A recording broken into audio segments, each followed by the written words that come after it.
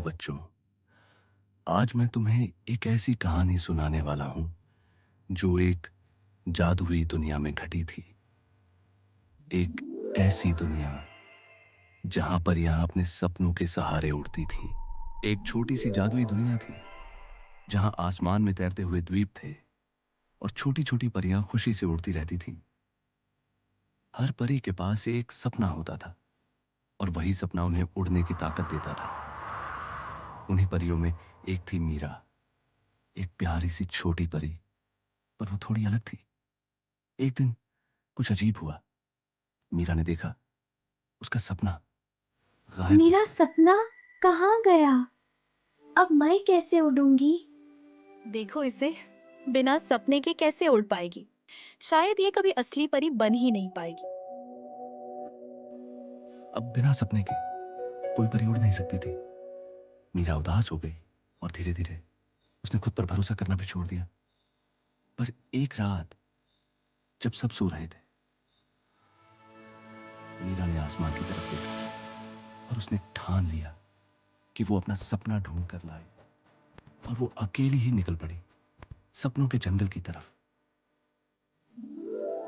जंगल बिल्कुल अलग था। वहां सब कुछ जादुई था। हवा में हल्की सी रोशनी थी। उसके सामने तीन चुनौतियां हैं। अगर तुम अपना सपना ढूंढना चाहती हो तो तुम्हें 3 चुनौतियां पूरी करनी होंगी। पहली चुनौती है अपने डर का सामना करना। आगे एक अंधेरा रास्ता था, पर वो रुकी नहीं और धीरे धीरे आगे बढ़ती गई। और जैसे ही वो आगे बढ़ी, अंधेरा रोशनी में बदल गया। दूसरी चुनौती थी दयालु बनना। उसने एक छोटा सा घायल पक्षी देखा। Help! Help!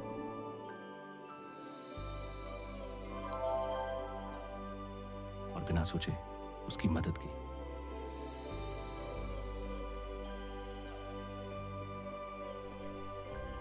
तीसरी चुनौती सबसे मुश्किल थी, खुद पर विश्वास करना। और तब मीरा को एहसास हुआ कि उसकी असली ताकत यही तुम्हारी उसके असली अंदर ही ताकत है। तुम्हारा सपना कभी खोया ही नहीं था, वो हमेशा तुम्हारे अंदर ही था। तुमने खुद को पहचान लिया है। अब तुम्हें कोई नहीं रोक सकता। अचानक एक रोशनी उसके अंदर से निकली और उसका सपना फिर से उसके सामने आ गया।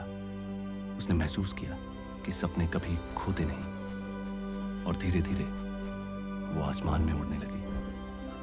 अब मीरा एक मजबूत और बहादुर परी बन चुकी उड़ थी। रही हूँ।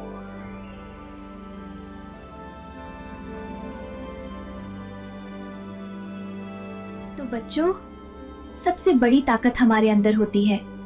मेरे साथ उड़ना है, तो सपनों पर भरोसा करना मत भूलना।